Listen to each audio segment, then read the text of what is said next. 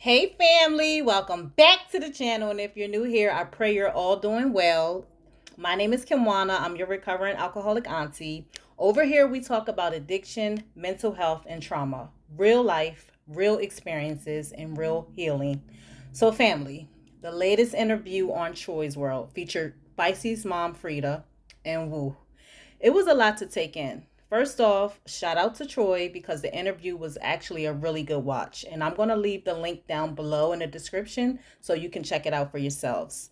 Now, in the interview, her mom opened up about Feisty's upbringing, the struggle their family has faced, and the impact of alcoholism and other challenges. One thing I really respected was her honesty.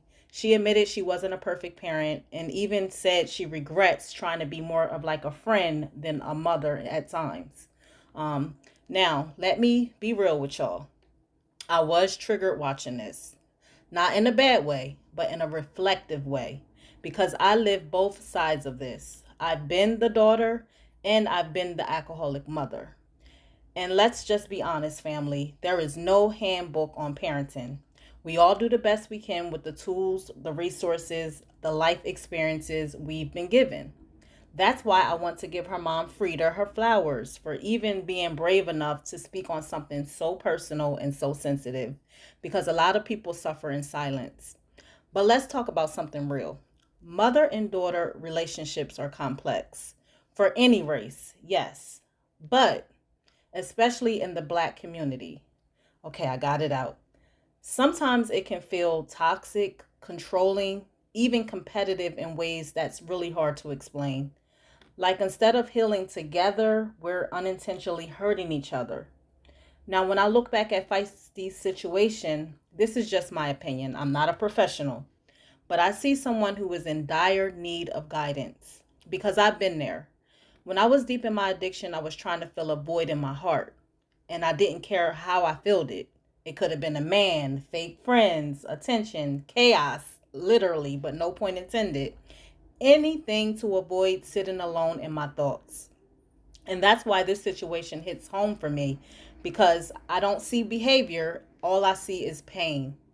My heart honestly goes out to both of them. Frida, I believe your heart was in the right place, even if things don't always go the way that we want. You did the right thing. And Feisty, I see you trying to speak, trying to respond, trying to be heard because in Atlanta Street interviews, she did respond. And from what I gathered, she mentioned dealing with lupus traits and still having the ability to have kids. And I think that conversation may have been her way of reclaiming some control over her narrative. And let me say this, it's never too late to fight for the people that we love, but they have to want it for themselves. Recovery, healing, growth, it cannot be forced.